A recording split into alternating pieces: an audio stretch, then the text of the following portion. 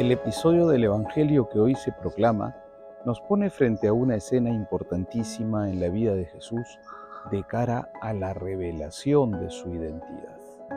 Además, en el Evangelio de San Marcos que hoy oímos, está prácticamente en el centro del Evangelio. El Evangelio de Marcos tiene 16 capítulos, este texto está al final del octavo, casi en el centro. Jesús viene un tiempo predicando con autoridad y no como los escribas y fariseos reconocía a la gente, obrando prodigios que habían sorprendido a muchos. La figura de Jesús, la persona de Jesús había suscitado admiración en muchas personas que le seguían, y entonces Jesús hace como una suerte de sondeo, preguntándole a sus discípulos quién dice la gente que es el Hijo del Hombre. Preguntaba qué percibía la gente acerca de él. Los discípulos dan respuestas. Unos dicen que eres el Bautista o Elías o algún profeta.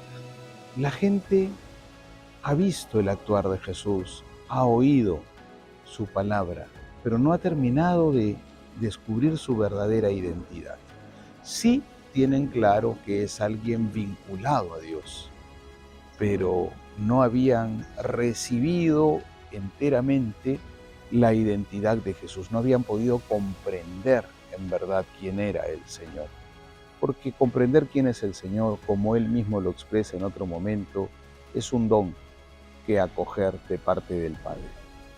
Ante esto, Jesús personaliza la pregunta. Ya no se trata de preguntar quién dice la gente que es Él, sino la pregunta se hace más directa. Ustedes, ¿quién dicen que soy yo?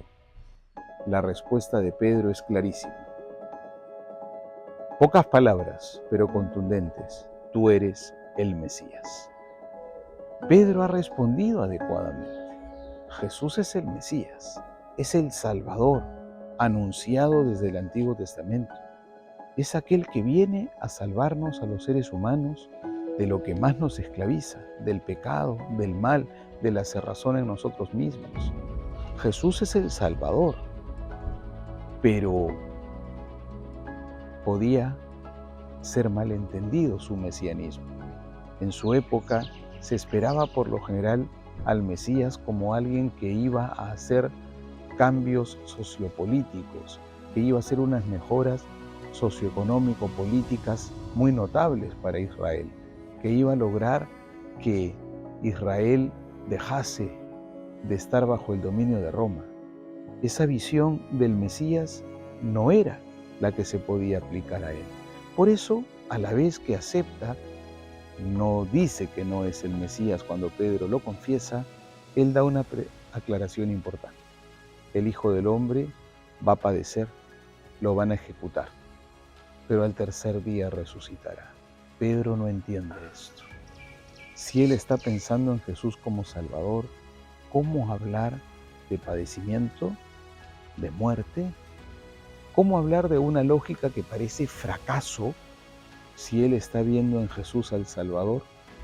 Pero Jesús precisamente quiere aclarar eso. Él nos salva a través de un modo que no es el modo humano de actuar. Apártate de mi vista, Satanás, tú piensas como los hombres, no como Dios, dice Jesús a Pedro.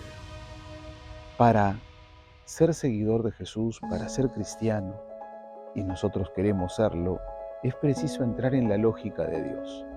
La lógica de Dios que no es la lógica humana. La lógica de Dios que es lógica de amor que se entrega, que es lógica de amor servicial, que es lógica que a los ojos del mundo puede ser vista como pérdida. El cristiano no tiene que jugar a ganador según el mundo, sino a ganador según Dios. Y para ganar según Dios, para acoger la salvación que Jesús nos da, hay que entrar en la lógica con la que el Señor nos salvó, lógica de amor que se entrega, lógica de amor que se dona, lógica de generosidad. El verdadero éxito humano no está en encerrarnos en nosotros mismos para sentirnos triunfadores, sino en ser capaces de salir de nosotros para vivir según el proyecto de Dios y en el verdadero amor que perfecciona. La fe se muestra en las obras, dice hoy la segunda lectura.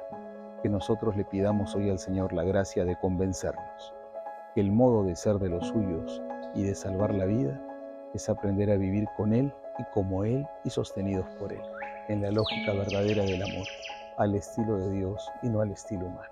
Que así vayamos peregrinando hacia Dios.